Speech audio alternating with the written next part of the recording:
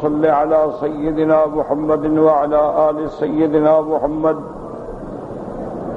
كما صليت على إبراهيم وعلى آل إبراهيم في العالمين إنك حميد مجيد. أعوذ بالله من الشيطان الرجيم. بسم الله الرحمن الرحيم.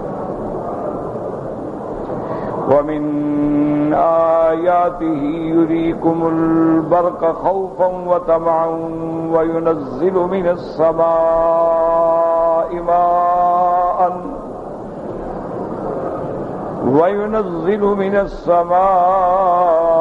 ماء فيحيي به الأرض بعد موتها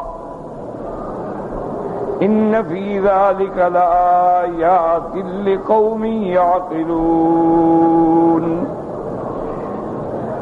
ومن آياته أن تقوم السماء والأرض بأمره ثم إذا دعاكم دعوة من الأرض إذا أنتم تخرجون. قال المؤلف والمفسر رحمه الله تعالى: ولهذا قال تعالى: وينزل من السماء ماء فيحيي به الأرض بعد موتها، أي بعد ما كانت هامدة لا نبات فيها ولا شيء، فلما جاءها الماء اهتزت وربت وأنبتت من كل زوج بهيج. وفي ذلك عبرة ودلالة واضحة على المعاد وقيام الساعة. ولهذا قال تعالى: إن في ذلك لآيات لقوم يعقلون. اب مفسر رحمت اللہ علیہ ان آیات کی تفسیر بیان فرماتے ہیں کہ اللہ تبارک و تعالی کی نشانیوں میں سے یہ نشانی ہے کہ وہ آپ کو بجلی چمکتی ہوئی دکھلاتے ہیں، جس میں خوف بھی ہے، امید بھی ہے۔ خوف تو اس لیے ہوتا ہے کہ شاید اللہ معاف کرے عذاب کی صورت پہ نہ گر جائے، اور امید یہ ہوتی ہے کہ چمک گرج ہے تو بارش ہوگی۔ پھر اللہ آسمانوں سے پانی اتارتے۔ اس آیت میں بھی یہ ذکر ہے کہ اللہ تبارک و تعالی جو پانی اتارتے ہیں وہ آسمانوں سے اتارتے ہیں۔ اسی طرح کئی آیات مبارکہ میں اللہ نے ارشاد فرمایا ہے کہ ہم آسمانوں سے پانی اتارتے ہیں۔ وَأَنزَلْنَا مِنَ السَّمَاءِ مَاءً مُبَارَكًا، کہ ہم نے اتارا آسمان سے پانی برکتوں والا۔ اسی طرح اللہ تبارک و تعالی نے قصہ نوح علیہ السلام میں بھی فرمایا: فَفَتَحْنَا أَبْوَابَ السَّمَاءِ بِمَاءٍ مُنْهَمِرٍ۔ اسی طرح اللہ نے ایک اور آیت میں بھی فرمایا: أَأَنْتُمْ أَنزَلْتُمُوهُ مِنَ الْمُزْنِ أَمْ نَحْنُ الْمُنزِلُونَ۔ تو اب بات کو سمجھیں کہ ایک تو ہے پانی آسمانوں سے اتارنا، اور ایک آتا ہے کہ پانی بادلوں سے آتا ہے، کہ اللہ تبارک و تعالی ایسی ہوائیں چلاتے ہیں، وہ ہوائیں آ کر دریاؤں کے، سمندروں کے بخارات کو لے کے اڑتی ہیں، اس کے بعد وہ جا کے بادل بنتے ہیں۔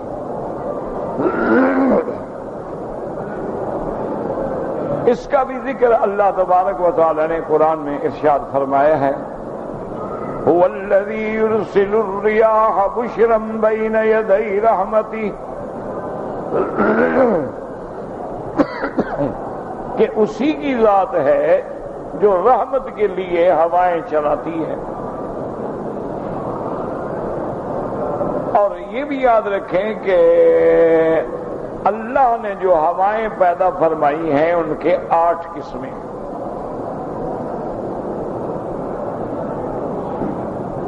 چار قسمیں جو ہیں وہ تو رحمت کی ہوائیں ہیں اور 4 قسمیں جو ہیں وہ عذاب کی ہوائیں ہیں. اور اسی طرح یہ بھی دماغوں میں رکھے کہ قرآن پاک میں جہاں لفظ ریاح آئے گا اشارہ ہوگا کہ رحمت کی ہوائیں، اور جہاں ریح آئے گا اشارہ ہوگا کہ یہ عذاب کی طرف اشارہ ہے.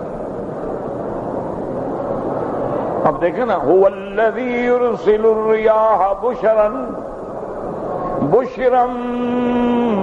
بین یدی رحمتہ، اس کی رحمت آنے سے پہلے اللہ ٹھنڈی ہوائیں چلا کے مومنوں کے دل کو خوشی دیتے ہیں. اور وہاں جب اللہ نے عذاب بھیجا قوم عاد پر تو وہاں فرماتے ہیں ریحن سرسرن، کہ وہاں ہم نے عذاب بھیجا ایسی ہوا، ایسی تیز چلنے والی کہ سننے والے کو اس کی آواز معلوم ہو. اور اس ہوا میں اتنی طاقت ہوتی ہے کہ تدمر کل شیء بامر ربها، اللہ کے حکم سے ہر چیز کو فنا کر دینے والی، مٹا دینے والی. تو اب ہمیں مسائل کیا سمجھ آئے تاکہ قرآن کی ایک آیت اچھی طرح سمجھ لیں نا، وہ زیادہ بہتر ہے کہ 10 آیتیں پڑھ جائیں اور سمجھ کچھ بھی نہ آئے. اور جب ایک آیت سمجھ کے آدمی کے دماغ میں بیٹھ جائے نا، پھر جہاں بھی قرآن سنے گا پڑھے گا نماز میں، وہ اللہ کی رحمت سے وہ واقعات پھر ذہن میں دوڑتے ہیں.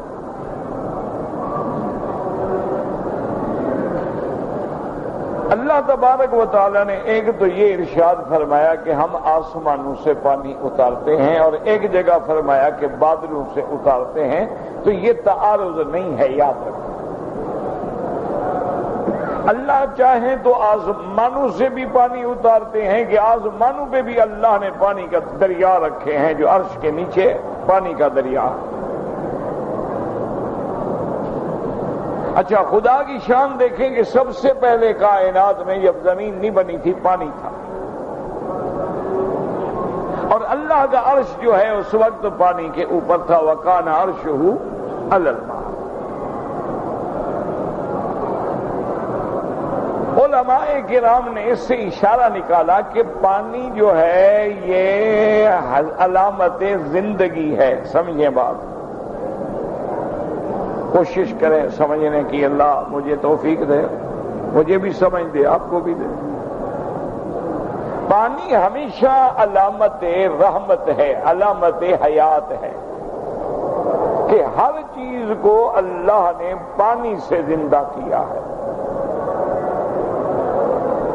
اچھا، حتیٰ کہ ہمارے اردو محاورات میں بھی کہتے ہیں جی پانی پانی ہو گیا. اور آگ جو ہے یہ علامت عذاب ہے.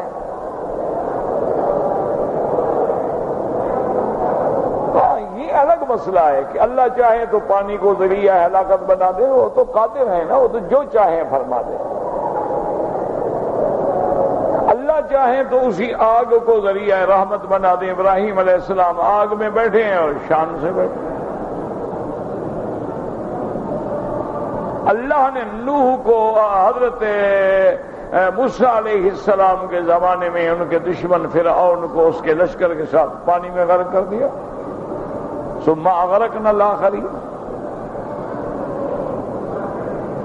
اللہ نے زمان نوح علیہ السلام میں جب ان کی دعا منظور فرمائی تو عالم میں طوفان بھیجا پانی کا. یہ تو اس کی مرضی ہے نا جی. وہ چاہیں تو ہواؤں کو عذاب بنا دیں، وہ چاہیں تو رحمت بنا دیں، وہ چاہیں تو پانی کو عذاب بنا دیں، وہ چاہیں تو آگ کو رحمت بنا دیں. یہ تو اس کا مرضی ہے، جو چاہے کر دیں. عام طور پہ یہی بات ہوتی ہے کہ پانی رحمت کی علامت ہے.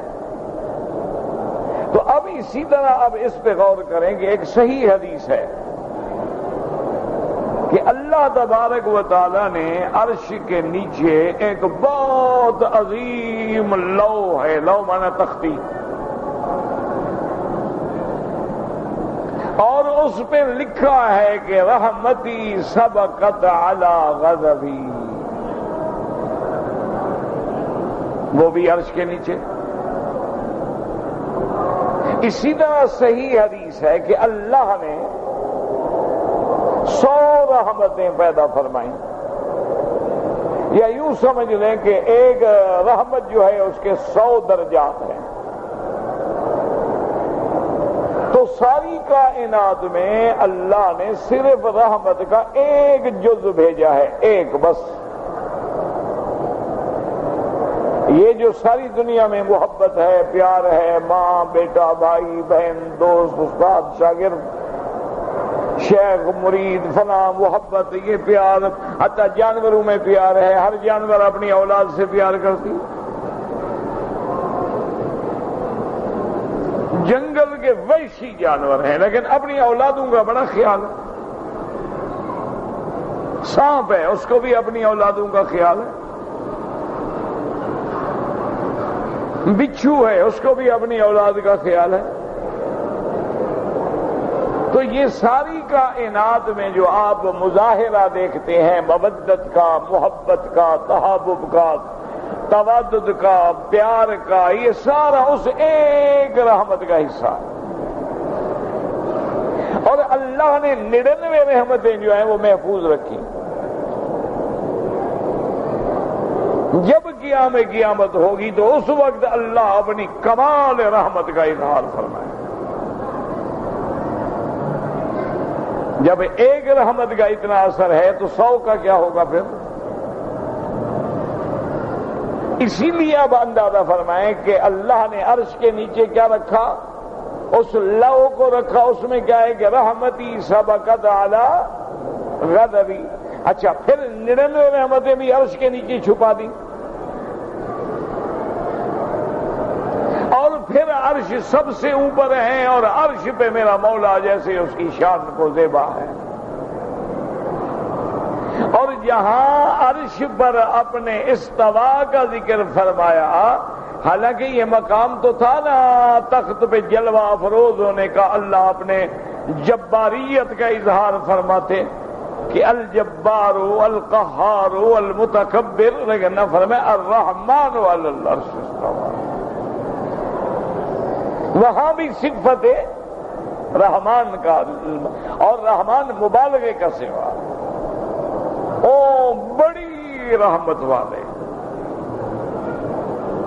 تو اللہ تبارک و تعالی نے اب منشاء خداوندی کیا سمجھ آیا کہ اللہ اپنی مخلوق پہ تو رحمت کرنا چاہتے ہیں، ہم رحمت سے نکل جائیں تو اس کا کیا علاج ہے. اللہ تو اپنی مخلوق پہ رحمت فرمانا چاہتے ہیں، لیکن ہم نافرمانیاں کر کے، بے حیائی کر کے، اللہ کے حکم عدولی کر کے اپنے آپ کو رحمت سے محروم کر دیں تو اس کا کیا علاج ہے. اب دیکھو نا، ہر والدین اپنی اولاد پہ شفقت چاہتے ہیں، رحمت کرتے ہیں، محبت کرتے ہیں، اولاد کو بڑا بنانا چاہتے ہیں، اولاد کو علم دینا چاہتے ہیں. اولاد ہی نالائق ہو تو ماں باپ کہتے ہیں جی ہم تو تنگ آ گئے، بس السلام علیکم، بس جی اب تو ہم نے رشتہ ہی توڑ لیا ہے، بس کیا ہے ہماری اولاد نہ ہونے کے برابر. یہ تو انسان کی محبت ہے نا، وہ تو خالق ہے، رحمان ہے، رحیم ہے، ارحم الراحمین ہے، اکرم الاکرمین ہے. وہ چاہتا ہے کہ میرے بندے جہنم میں جائیں. ہم تو زبردستی جہنم میں جاتے ہیں. اس کی مثال دیکھیں گے میرے محبوب نے، محبوب دو عالم نے، رحمت دو عالم نے، سیدنا محمد مصطفیٰ صلی اللہ علیہ وسلم نے کیسی پیاری مثال دی. فرمایا انا آخذکم بحجزکم، تم تو بالکل آگ میں چھلانگ لگا رہے ہو، میں تمہیں پیچھے سے پکڑ کے کھینچتا ہوں. اور جہنم میں نہ جاؤ، شرک نہ کرو، بدعات نہ کرو، معاصی نہ کرو، نافرمانی نہ کرو۔ اسی طرح جیسے اللہ نے قرآن میں فرمایا وَكُنْتُمْ عَلَىٰ شَفَا حُفْرَةٍ مِّنَ النَّارِ فَأَنْقَذَكُم مِّنْهَا، اللہ فرماتے ہیں تم تو بالکل جہنم کے کنارے، آگ کے کنارے، اس گڑھے کے کنارے پہ پہنچ گئے تھے، ہم نے تمہیں بچایا۔ تو اب جناب سمجھیں کہ اللہ نے پھر جہاں عرش کے نیچے ایک تو وہ لوح ہے جس پہ رحمت کا لکھا ہے، اسی لیے ایک دفعہ کہتے ہیں کہ ابلیس لعین جو ہے نا وہ ایک انسان کی شکل بنا کے ایک اللہ والے کے پاس آ گیا، بندہ بن گیا۔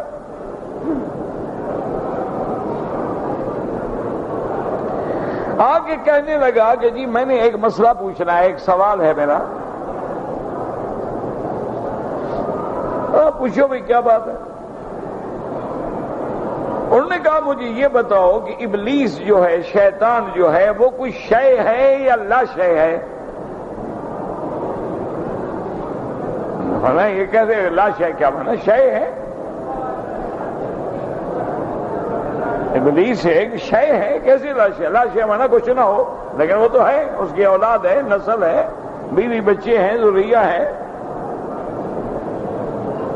تو کہنے لگا کہ حضرت پھر مجھے سمجھ نہیں آتا کہ قرآن شریف میں تو اللہ نے واضح کر دیا ہے کہ رحمتی وسعت کل شے، کہ میری رحمت جو ہے ہر چیز پہ غالب ہے، ہر چیز پہ ڈھانپنے والی ہے۔ تو جب اللہ کی رحمت کل شے پہ ہے تو شیطان بھی شے ہے، پھر اس پہ بھی تو رحمت ہوگی۔ اب بزرگوں کو خیال آیا، انہوں نے فرمایا اچھا تم ابلیس تو نہیں ہو؟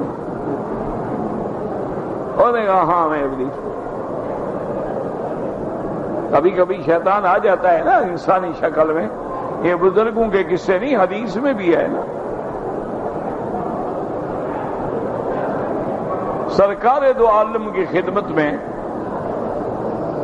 صدقے کی کچھ کھجوریں آئیں، آپ نے حضرت ابی ہریرہ رضی اللہ تعالی عنہ کو فرمایا کہ کھجوروں کی حفاظت کرو، رات کو پہرا دینا ہے، کوئی لے نہ جائے۔ ان کا ٹھیک ہے جی میں بیٹھا ہوں۔ رات کو آپ حضرت ابی ہریرہ رضی اللہ تعالی عنہ جاگ رہے تھے، ایک آدمی آیا، اس نے کھجوریں چرائیں، حضرت ابی ہریرہ نے پکڑ لیا۔ اب چور پکڑا گیا، جب پکڑا گیا تو رونے لگ گیا، جیسے چوروں کی عادت ہوتی ہے، نہ پکڑے جائیں تو ڈاکہ مار لیں، پکڑے جائیں غریب بن جاتے ہیں۔ رونے لگے، میری بیوی ہے، بچے ہیں، بھوکے مر رہے ہیں، بس مہربانی کرو، آئندہ بس آئندہ دیکھو میں کان پکڑ رہا ہوں، آئندہ بالکل چوری نہیں کروں گا۔ حضرت ابی ہریرہ کو بھی رحم آ گیا، فرمایا اچھا جاؤ میں چھوڑتا ہوں، پھر چوری نہ کرنا۔ انہوں نے کہا نہیں جی کمال ہے، پھر کبھی چوری کرنے کا سوال ہی پیدا نہیں ہوتا۔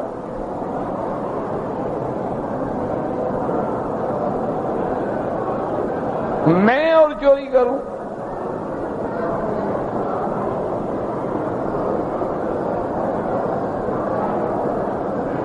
صبح جب حضرت ابی ہریرہ نماز پڑھنے کے لیے آئے، حضور نے بلایا، ابی ہریرہ کیا حال ہے، ٹھیک ہے؟ ما فعل اسیرک البارحہ، وہ تمہارے چور نے کیا کیا رات؟ انہوں نے کہا حضور وہ چرا رہا تھا، پکڑا گیا، وہ ہماری کھجوریں تو نہیں لے گیا نا، میں نے کھجوریں چھین لی، رونے لگ گیا، میں نے معافی دے دی۔ آپ نے فرمایا اچھا ٹھیک۔ اب دوسری رات حضرت ابی ہریرہ رضی اللہ تعالیٰ عنہ بیٹھے ہیں، اس نے پھر آگے چوری کی، اللہ کی شان ہے، حضرت نے پھر پکڑ لیا۔ جب پکڑا گیا پھر رونے لگ گیا۔ آپ نے فرمایا کل تم نے کہا میں پھر چوری نہیں کروں گا، بڑے بدبخت چور ہو، آج پھر تم چوری کرنے کے لیے آگے پھر روتے ہو۔ انہوں نے کہا مجھے واللہ ہے اللہ، اب میں قسم کھاتا ہوں چوری نہیں کروں، اس دفعہ مجھے چھوڑ دو، پھر میں کبھی چوری نہیں کروں۔ حضرت ابو ہریرہ نے چھوڑ دیا، الحمدللہ۔ محدث زمان، سب سے بڑا روایت حدیث کرنے والے صحابی ہیں.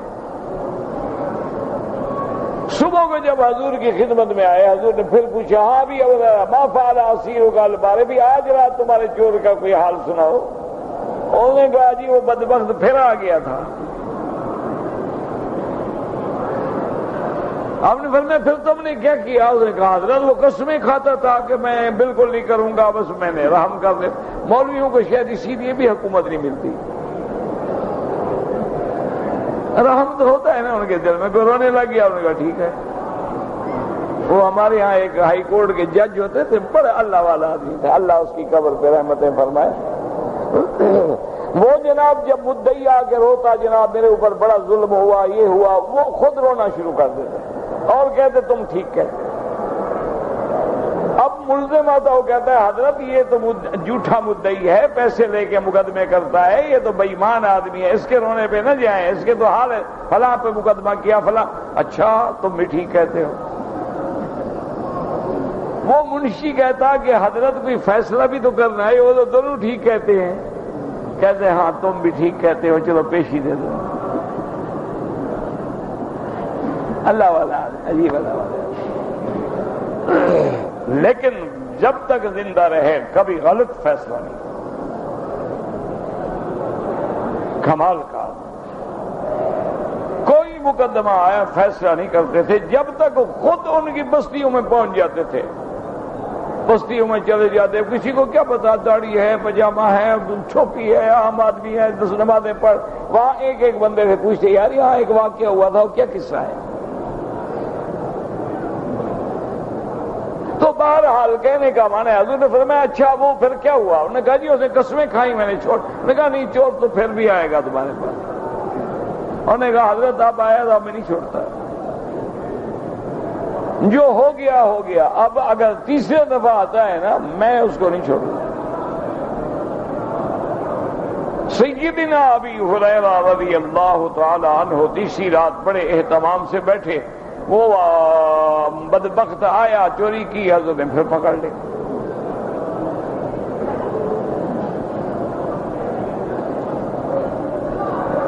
جب پکڑ لیا اس نے کہا آپ نے کہا 100 قسمیں کھاؤ، میں تمہیں ہرگز نہیں چھوڑوں گا، تمہیں پیش کروں گا حضور صلی اللہ علیہ وسلم.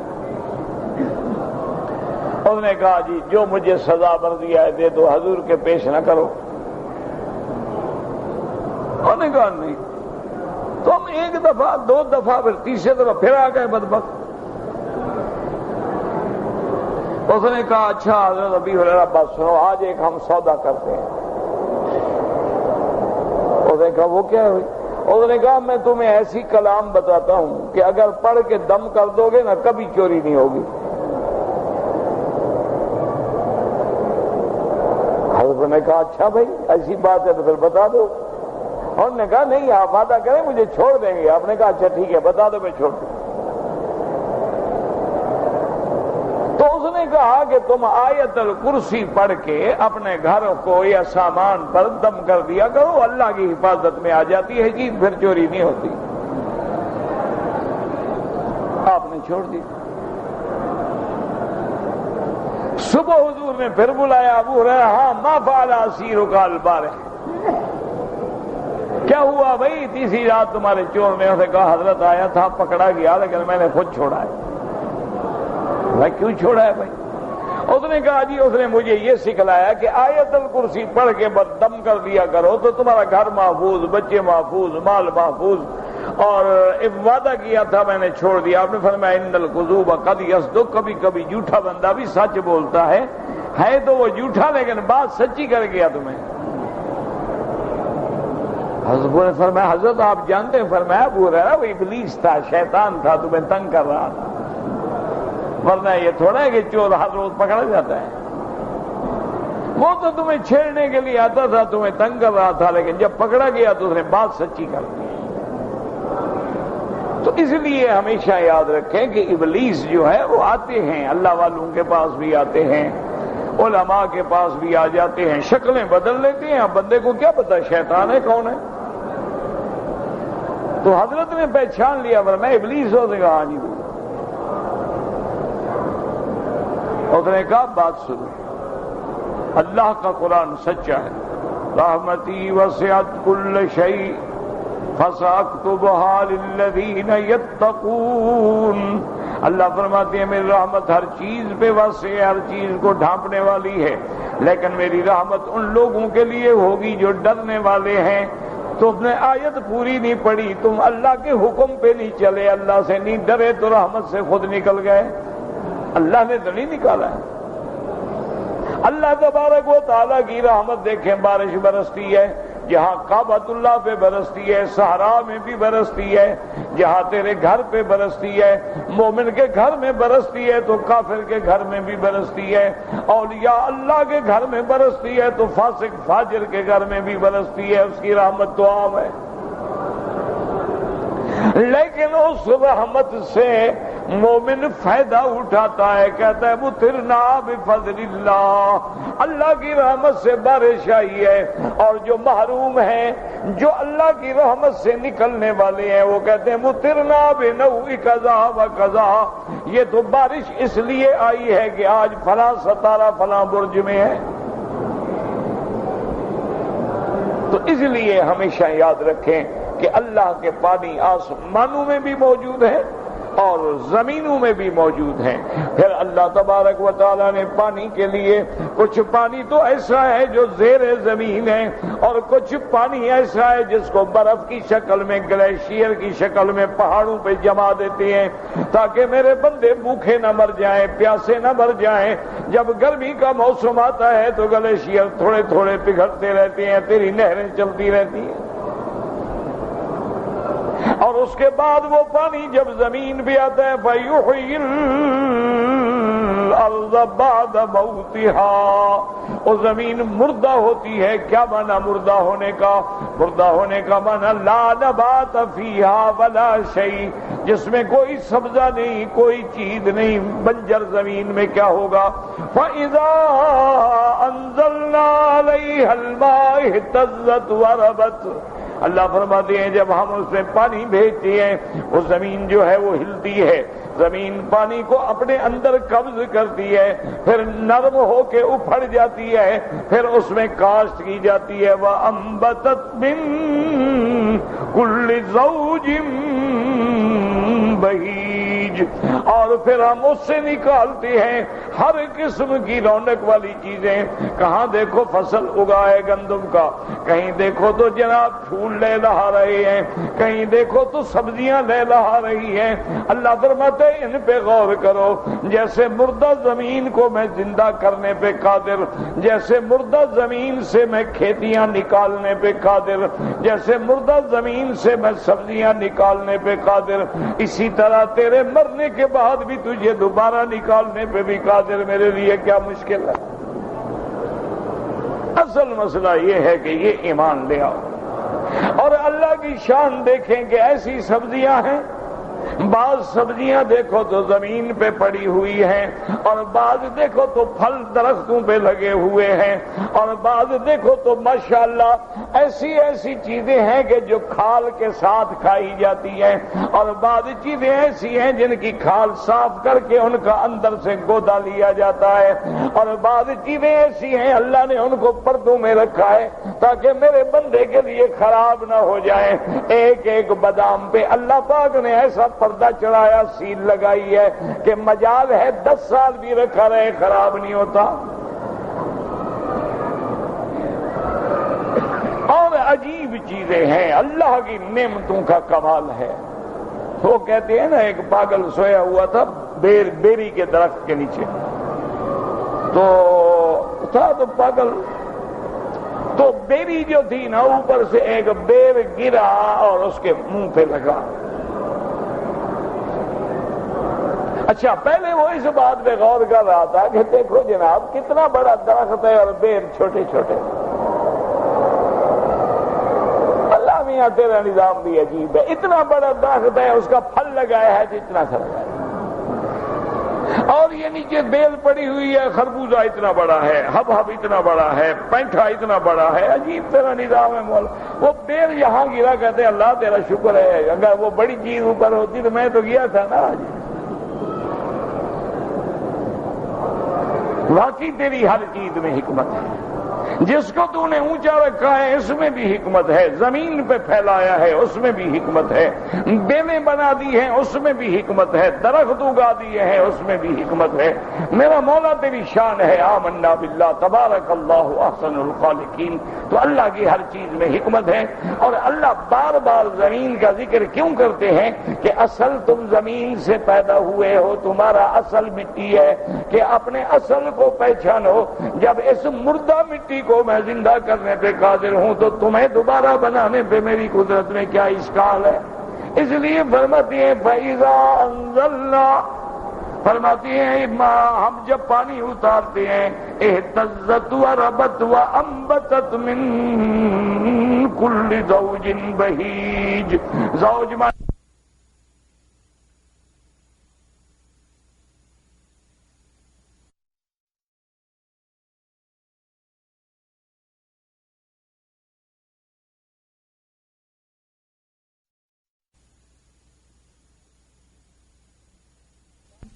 اللہ کی شان ہے، سیب کھاتے ہو لیکن سیب کو درختوں پہ لگا ہوا دیکھو، اس باغ میں جاؤ اس کی خوشبو دیکھو تو بندہ حیران ہو جاتا ہے۔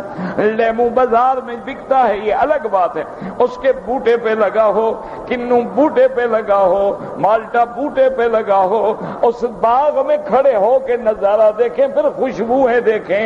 اللہ کی شان ہے، کہیں آم ہے، کہیں کنو ہے، کہیں لیمون ہے، کہیں پھل ہے، کہیں بادام ہے، کہیں لیچی ہے، کہیں کوئی فروٹ ہے، اور باغ میں ایسی خوشبو ہوتی ہے جیسے کوئی خوشبو کا اور یوڈی کلون کا کاکٹیل بن گیا ہو کہ ہزاروں خوشبوئیں اللہ نے بکھیر ڈالی ہوں۔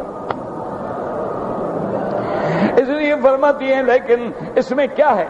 وَفِي ذَلِكَ عِبْرَةٌ وَدَلَالَةٌ وَاضِحَةٌ، اس میں عبرت ہے، اس میں دلالت واضح ہے، عَلَى الْمَعَادِ وَقِيَامِ السَّاعَةِ، کہ قیامت ہوگی، تم مرنے کے بعد ہر حال میں اٹھائے جاؤ گے۔ اس لیے آگے اللہ فرماتے ہیں إِنَّ فِي ذَلِكَ لَآيَاتٍ لِقَوْمٍ يَعْقِلُونَ، اس میں نشانیاں ہیں لیکن ان کے لیے جو عقل والے ہیں۔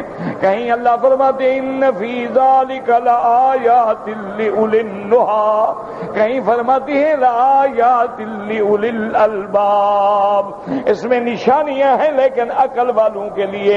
اس لیے علماء نے لکھا ہے جو مشرک ہے، جو کافر ہے، جو اللہ کا فرمان ہے، وہ دنیا کا جتنا عقل رکھے لیکن اللہ کے ہاں وہ پاگلوں میں ہے، عقل والوں میں نہیں۔ عقل والا ہوتا تو سب سے پہلے اپنے مالک کو پہچانتا، عقل والا ہوتا تو سب سے پہلے اللہ کی توحید پہ ایمان لاتا۔ دیکھو جنگل کا کتا ہے، خسیس ہے، پلید ہے، ناپاک ہے، وہ بھی اپنے مالک کو پہچانتا ہے۔ وہ اگر پاگل بھی ہو جائے، باولا بھی ہو جائے، ساری گلی کے بندوں کو کاٹتا ہے لیکن مالک کو نہیں کاٹتا۔ مالک بلائے تو دوڑ کے آ جاتا ہے، مالک روٹی نہ پھینکے تب بھی دروازے پہ بیٹھا ہوا ہے۔ اللہ فرماتے تم تو کتے سے بھی گئے بدتر ہو گئے ہو، میرا دروازہ چھوڑ کے کبھی قبروں پہ گرتے ہو، کبھی بندوں کے آگے گرتے ہو، کبھی جھنڈوں کے آگے گرتے ہو، کبھی درختوں کے آگے گرتے ہو، تم تو اس جانور سے بھی بد کردار ہو۔ اس لیے فرماتی ہیں اولئک کالانعام بل ہم اضل، یہ مشرک کافر، غیر اللہ کے پجاری، غیر اللہ کی منتیں ماننے والے، یہ تو جانوروں کی مسل ہے، بلکہ جانوروں سے بھی بد کردار ہیں۔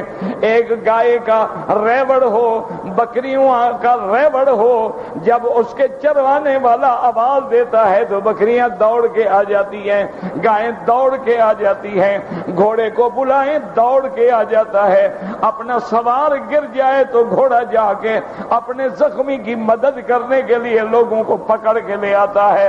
جانور میں اتنا عقل ہے، تو بندہ ہو کے میرے دروازے کو چھوڑ بیٹھا ہے۔ اس لیے فرماتے ہیں نشانیاں تو ہیں، ان فی ذالک لآیات لقوم یعقلون، اور فرماتے ہیں ومن آیاتہ ان تقوم السماء والارض بامرہ اور فرماتی ہیں کہ میری نشانیوں میں ہے، دیکھو آسمانوں کو کس نے روکا ہوا ہے، زمین کو کس نے روکا ہوا ہے، اور اللہ کی شان دیکھیں کہ زمین پہ اللہ نے پہاڑ رکھے ہیں، اور قرآن کہتے ہیں وَجَعَلْنَا فِيهَا رَوَاسِيَ مِن فَوْقِهَا، اللہ فرماتے ہیں ہم نے اس پہ بوجھ رکھے ہیں اوپر سے، علماء نے فرمایا من فوقہا کیوں فرمایا؟ مفسرین کہتے ہیں اس میں کمال قدرت ہے، اگر اللہ پہاڑوں کو زمین کے نیچے رکھ دیتے لوگ سمجھتے کہ زمین پہاڑ پہ کھڑی ہوئی ہے، پہاڑوں نے روکا ہوا ہے، لیکن اللہ فرماتے ہیں نا میں تو پہاڑوں کو زمین کے اوپر رکھوں گا، یعنی زمین بھی اسکال ہے، پہاڑوں کے بھی اسکال ہیں، تو ان کو روکنے والا کون ہے، تھامنے والا کون ہے؟ آسمان کو اتنی بلندی پہ جس کا کوئی ستون نہیں ہے، کوئی بنیاد نہیں ہے، کوئی زنجیر ڈال کے نہیں روکا گیا ہے، اللہ فرماتے ہیں اس کو کس نے روکا ہوا ہے؟ ذرا غور کرو اللہ کی قدرتوں میں، اس لیے فرماتی ہیں وَمِنْ آيَاتِهِ أَن تَقُومُ السَّمَاءُ وَالْأَرْضُ بِأَمْرِهِ، اللہ کی قدرت کی نشانیاں ہیں، قدرت کامل کی نشانیاں ہیں کہ اللہ نے آسمانوں کو اور زمینوں کو اپنے حکم سے تھام رکھا ہے، اس کا امر ہے ان اللہ یمسک السماوات والارض ان تزولا، اللہ پاک اس کو پکڑنے والے ہیں، اللہ نے حکم دیا ٹھہر جاؤ کھڑے ہیں، اللہ نے حکم دیا زمین کو بچھ جاؤ بچھ گئی ہے، زمین پہ تم ٹریکٹر چلاتے ہو، زمین پہ کھدائیاں کرتے ہو، زمین میں نہریں چلاتے ہو،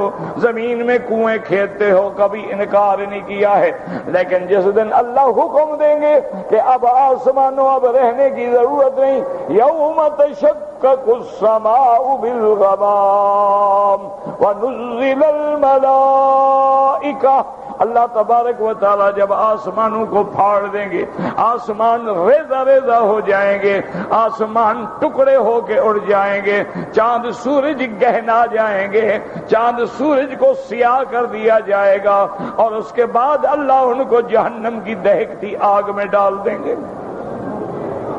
تو یہ سب کو تھامنے والا کون ہے؟ الحافظ القادر المدبر الممسک، کون کس کی ذات ہے؟ اس لیے فرمایا اللہ لا الہ الا هو الحی القیوم۔ اچھا اگر کوئی ایسی ذات ہوتی جس پہ موت آ جائے تو موت کے بعد اس کو کون سنبھالتا؟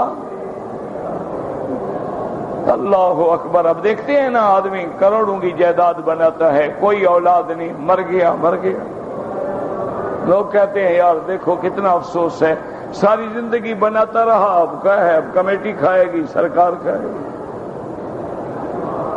اللہ اکبر۔ تو اس لیے اس کی صفت ہے کہ وہ زندہ ہے، زندہ تھا اور زندہ رہے گا، جس پہ کبھی فنا، چونکہ اس نے تو سب کو فنا کر دینا ہے لیکن خود زندہ ہے، سب کے تھامنے والی اسی کی ذات۔ اس لیے فرماتی ہیں میرے حکم سے کھڑے ہیں۔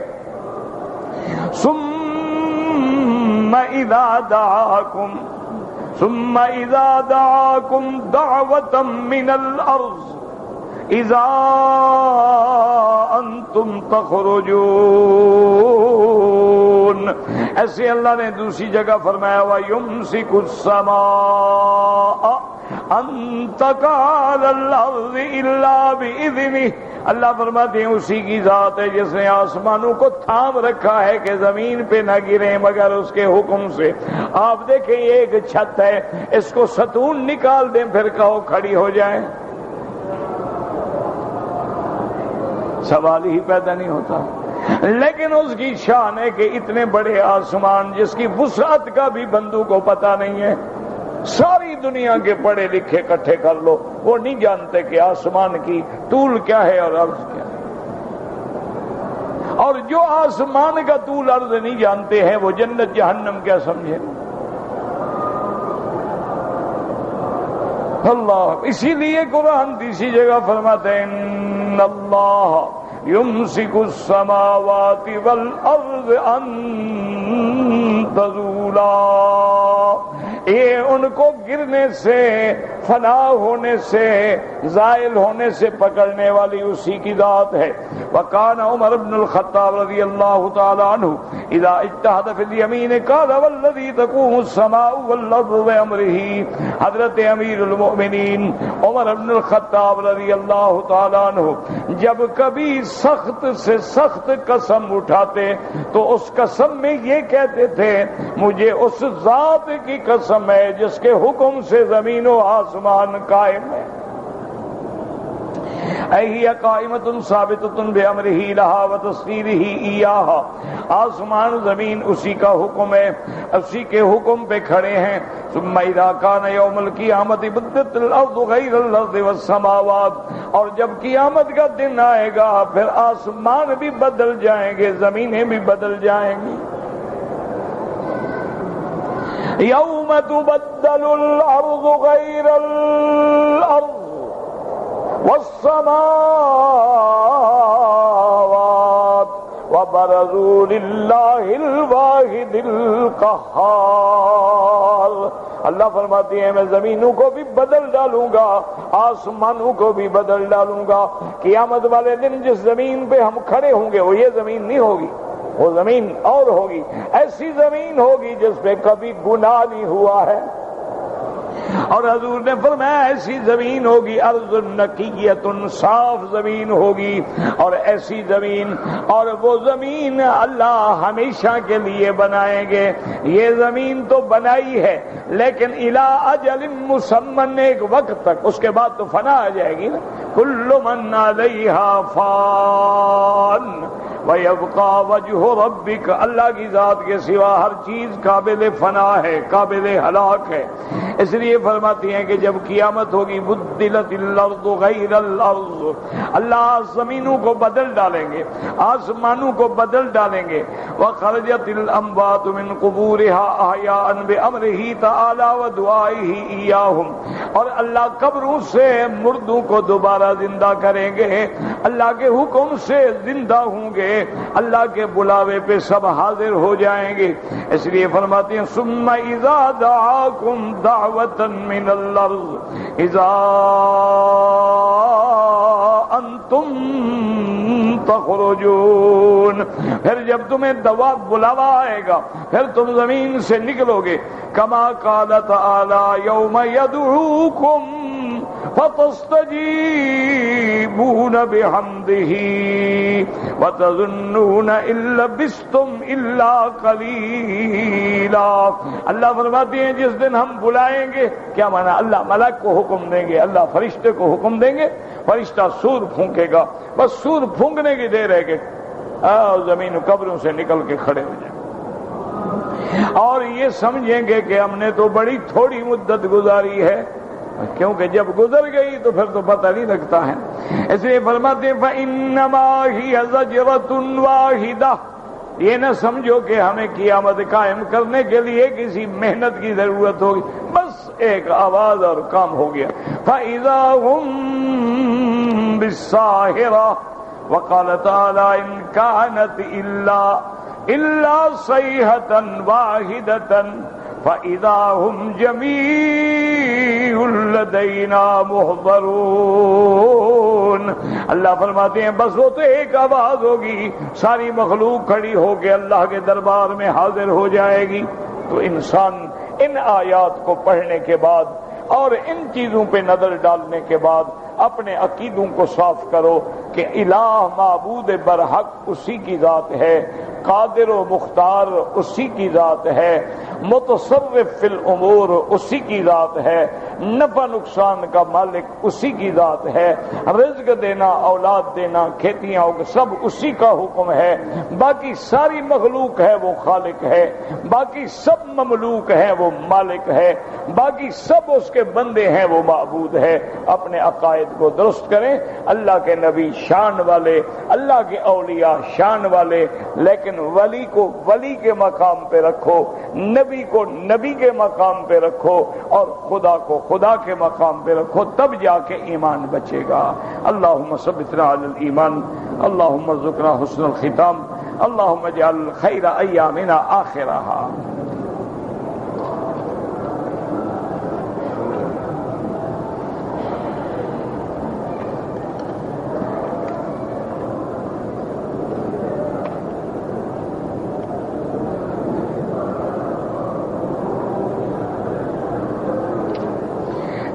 کہ قرآن شریف کعبے سے افضل ہے، کعبے سے تو انسان بھی افضل ہے۔ اللہ کے بندے، کعبے سے تو حضور نے فرمایا کہ ایک مومن کے خون کی حرمت جو ہے وہ کعبے سے زیادہ ہے۔ کعبے کو تو ایک نسبت ہے، اللہ نے کہہ دیا میرا گھر ہے بس، کتنا اس کا، لیکن قرآن تو اللہ کا کلام ہے، تو کلام اللہ ہے، اس کی اپنی شان ہے، اس لیے یہ تو نسبت سے اللہ نے شان دے دی، ورنہ نعوذ باللہ یہ تھوڑا ہے کہ اللہ کعبے میں رہتے ہیں، اللہ کا گھر ہے، اللہ اندر بیٹھے ہیں، نعوذ باللہ ثم نعوذ باللہ، یہ تو بات غلط ہے۔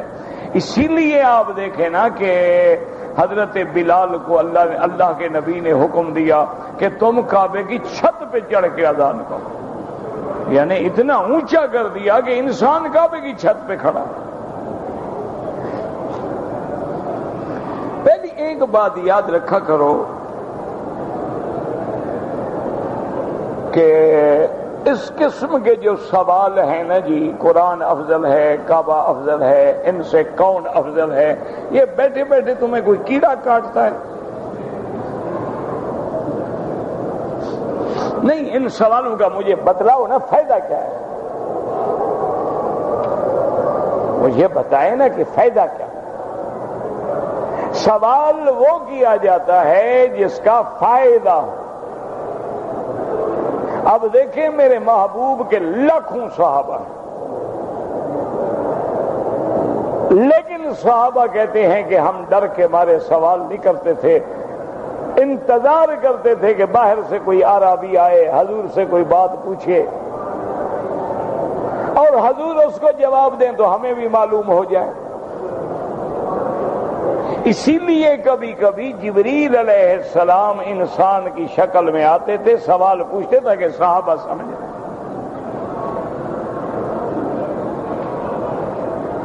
سوال صحابہ کے جو قرآن میں ذکر کیے گئے ہیں بڑے محدود سوال ہیں۔ یسألونک عن الاہلۃ، انہوں نے چاند کے بارے میں سوال کیا، تو اب اس سوال کا فائدہ قیامت تک ساری مخلوق کو ہے۔ انہوں نے یسألونک عن المحیض، حیض والی عورتوں کے بارے میں پوچھا کہ یا رسول اللہ، عورت کو اگر حیض ہے تو کیا احکام ہے، روزہ ہے، نماز ہے، تلاوت ہے، میاں بیوی کا ملنا ہے، جائز ہے کہ نہیں؟ تو اب ایک ایسا سوال ہے کہ قیامت تک جتنی عورتیں ہیں حیض تو آئے گا نا۔ اگر سوال صحابہ نہ پوچھتے تو کون مسئلہ حل کرتا؟ تو ساری امت کے لیے سوال کا جواب آ گیا۔ یسألونک عن الخمر والمیسر، صحابہ نے سوال کیا حضور شراب کے بارے میں کیا حکم، جوئے کے بارے میں کیا حکم؟ صحابہ نے سوال کیا یسألونک عن الشہر الحرام، یہ اشہر حرم کے بارے میں کیا حکم؟ یسألونک ماذا ينفقون، یا رسول اللہ ہمیں یہ بتائیں کہ مثلا اللہ نے ہمیں 1 لاکھ دیا ہے تو ہم کتنا خرچ کریں، کتنا صدقہ کریں، کتنا زکوٰۃ دیں، کتنا نفقات ہیں، کتنا واجبہ ہیں، کتنا غیر واجبہ ہیں۔ اسی طرح صحابہ نے سوال کیا کہ یا رسول اللہ، اگر کوئی روزے والا آدمی رات کو اپنی بیوی سے مل جائے، مجامعت ہو، اس کے بارے میں کیا حکم ہے؟ اللہ نے قرآن نازل، احل لکم لیلۃ النساء الرفث، اللہ نے فرمایا کہ رات کو میاں بیوی کا ملنا جائز ہے۔ تو یہ سوال کا معنی سمجھا کرو کہ سوال وہ ہوتا ہے، ہاں تم نے عمرہ کیا، غلطی کی، پوچھا، تم نے حج کیا، کنکریاں نہیں ماری، ٹھیک ہے، سوال معقول ہے۔ تم نے حج کیا ہے، عرفات سے چل پڑے ہو اور مزدلفہ نہیں پہنچے ہو، بڑی معقول بات ہے، سوال کرنا چاہیے۔ اسی طرح اب کل رات کی بات ہے، بہت پرانی بات نہیں، میرا دوست ہے، بڑا پڑھا لکھا آدمی ہے اور ماشاءاللہ ڈاکٹر ہے، یہ بھی نہیں کوئی عام 5 جماعت پڑھا لکھا، اور پھر دین والا آدمی ہے ماشاءاللہ۔ رات اس نے سوال کیا کہ جی میری ڈیوٹی جو ہے وہ عرفات میں تھی 9 تاریخ کو،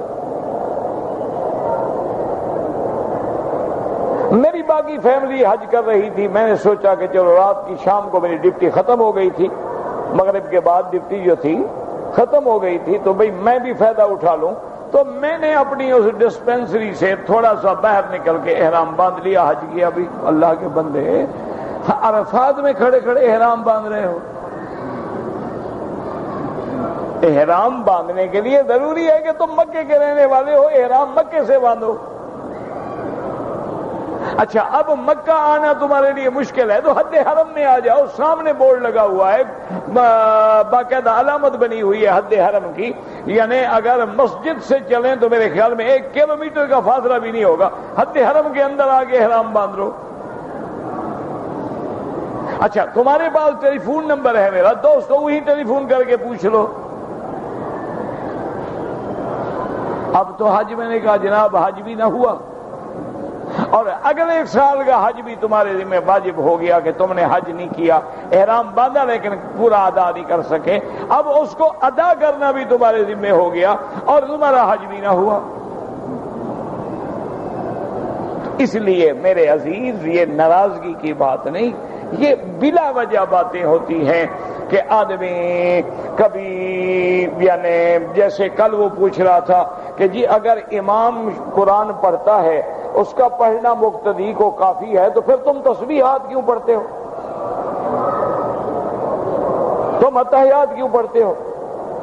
اللہ کے بندے حدیث پڑھ لو. حضور نے جب نماز سکھلائی تو کیا فرمایا؟ اذا کبر فکبروا, جب امام تکبیر کہے تو تم تکبیر کہو. آپ نے فرمایا اذا رکع فرکعوا, جب رکوع کرے تو تم رکوع کرو. فرمایا اذا قرأ فانصتوا, جب وہ پڑھے تو تم چپ رہو. دوسری جگہ فرمایا اذا قال غیر المغضوب علیہم والضالین فقولوا آمین. اسی طرح فرمایا اذا قال سمع اللہ لمن حمدہ فقولوا ربنا لک. یہ تو سارا حدیث میں موجود ہے, پھر عقل لڑانے کی کیا ضرورت ہے؟ جس چیز کے پڑھنے کا حکم دیا الحمدللہ پڑھتے ہیں, یہاں چپ کرنے کا حکم دیا چپ رہتے ہیں. کوئی جھگڑے کی تو بات ہی نہیں, کوئی لڑائی کی تو بات ہی نہیں ہے کہ آدمی فساد میں مبتلا ہو. اور یہ بھی نہیں کہ کوئی کہہ سکے جی حدیث ضعیف ہوگی, یہ تو مسلم کی حدیث ہے. ابی موسیٰ اشعری رضی اللہ تعالی عنہ جیسا عظیم صحابی جو ہے وہ راوی ہے.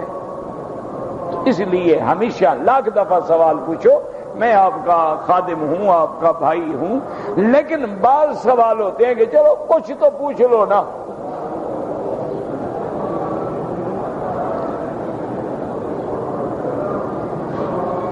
اور یہ نیچے کیوں بنائیں گے,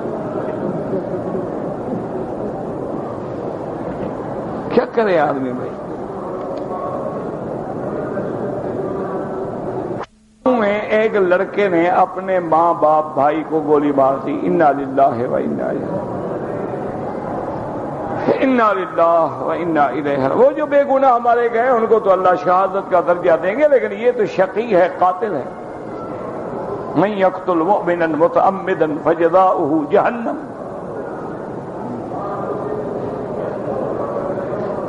میرے بھائی کو اثرات ہو گئے ہیں. کیا ہوتے ہیں اثرات؟ مجھے کیا پتا. او بابا یہ سارے ایسے بے وقوفی کی بات ہے. ڈاکٹر کے پاس جاؤ انشاءاللہ تمہاری 10 بیماریاں نکالے گا. کسی پیر کے پاس جاؤ کہے گا ہاں جن کا اثر ہو گیا. کسی منجم کے پاس جاؤ کہے گا نہیں جناب تمہارا ایک دشمن ہے اس نے جادو کیا ہے تم. کسی اور کے پاس جو کہے گا کمال ہے تمہارے خلاف تمہارے گھر والے تویز کر رہے ہیں. سارا جھوٹ ہوتا ہے 101%. 100% بھی نہیں, 101% جھوٹ ہوتا ہے. اگر واقعتاً کوئی سحر ہے یا جادو ہے بس سورۃ البقرہ گھر میں پڑھو, رات دن پڑھو, شیطان اڑ جاتا ہے تو جادو کیا رہے گا.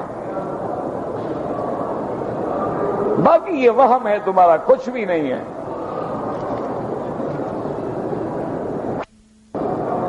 ایک آدمی نے مکہ شریف سے چھٹی کر کے پاکستان گیا, حادثہ ہوا, اس بیچارے کی ٹانگ ٹوٹ گئی، اس میں انہوں نے راڈ ڈالا ہوا ہے لوہے کا، عمرہ نہیں کر سکا، کوئی بات نہیں۔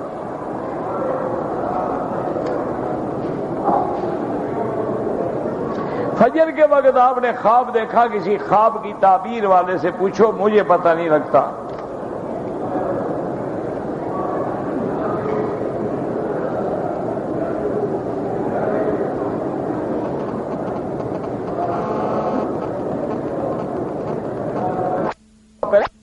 گیا چلا گیا، ارکان پورے کیے، آپ کو قربانی کوئی قربانی۔ ہاں اگر شوال میں تم نے عمرہ کیا تھا اپنے ملک سے آ کر تو حج تمتع تھا، تمہیں حج کی بکری دینی تھی۔ اگر تم نے نہیں دی تو اب دو ہو گئی، ایک حج والی بکری، ایک جرمانے والی بکری۔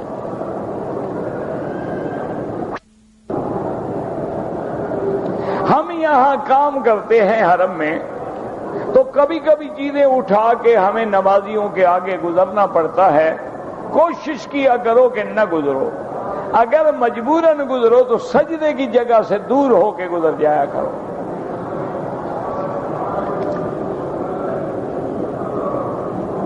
اگر ہم مسجد میں جائیں اور جماعت کھڑی ہو چکی ہو اور ہم نے سنت مؤکدہ نہیں پڑھی ہے، نہ پڑھیں، جماعت میں شامل ہو جائیں۔ جب نماز کھڑی ہو جائے اب کوئی سنت نہ پڑھیں۔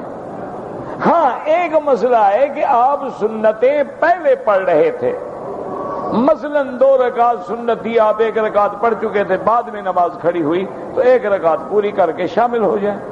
لیکن اگر اذا اقیمت الصلاۃ فلا صلاۃ الا المکتوبہ، کہ جب نماز کھڑی ہو جائے پھر کوئی نماز مزید نہ شروع کرو، جا کے نماز جماعت کے ساتھ پڑھو، سنتیں بعد میں پڑھ لو۔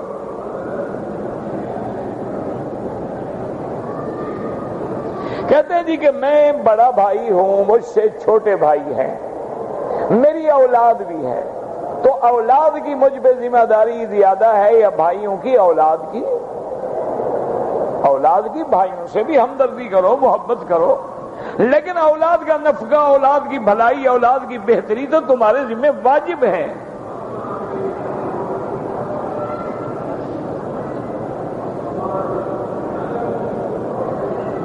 کہتے ہیں جی کہ میری 4 بیٹیاں ہیں، میں کسی ایک کی شادی کرنے کے بھی قابل نہیں ہوں، مہربانی کر کے مجھے کوئی وظیفہ بتلائیں۔ میرا بھائی وظیفے تب پوچھو گے نا جب تم نے جہیز وغیرہ کی لعنت ادا کرنی ہو۔ تم کوئی غریب عالم طالب دیکھو، اللہ واسطے رشتے کر دو، کس بات کا خرچہ؟ تم اس رسم و رواج میں نہ آؤ نا۔ جو شریف لوگ ہوتے ہیں وہ جناب ہم نے کئی دفعہ دیکھا تھا، ہمارے والد صاحب کے پاس آتے کہ جناب میری بیٹی جوان ہے، میں غریب آدمی ہوں، طلباء میں سے کسی، وہ فرماتے ہیں طلباء بیٹھے ہیں حدیث کے، ان میں سے کوئی بچہ دیکھ لو، اس کا نام پوچھ کے استخارہ کر لو، خیر ہو، اور 2 دن استخارہ کرتے ہو، جی خیر ہے، آؤ جی نکاح پڑھو، السلام علیکم، بس نکاح ہو گیا۔ کوئی ضرورت نہیں کہ تم جہیز دو اور سوچو کہ جناب میں اس جگہ شادی کروں گا جو شرط کریں گے کہ جہیز میں کھانا دو اور ریفریجریٹر دو اور فلاں کرو اور گاڑی دو۔ ایسے لوگوں کو لڑکی دینا تو ظلم ہے جو پہلے لڑکی سے قیمت وصول کرنا چاہتے ہیں۔ یہ کوئی مسلمان ہیں جو کہ لڑکی تب لیں گے؟ ہمارا بیٹا ڈاکٹر ہے، انجینئر ہے، کل پاگل ہو جائے تمہارا بیٹا تو کیا کرو گے؟ کل ایکسیڈنٹ ہو جائے، وہ لنگڑا ہو جائے، کیا کرو گے؟ گر جائے، اندھا ہو جائے، کیا کرو گے؟ یہ ساری رسمیں ہیں جو تمہیں مجبور کر رہی ہیں۔ باقی ہر مشکل کے لیے سب سے زیادہ استغفار پڑھا کرو، استغفر اللہ استغفر اللہ، 1000 دفعہ 2000 دفعہ جتنا ہو پڑھو، اللہ ساری مشکلیں حل کر دیں گے۔ ربنا تقبل منا انك انت السميع العليم وتب علينا انك انت التواب الرحيم صلى الله تعالى على خير خلقه سيدنا محمد وآله وصحبه اجمعين۔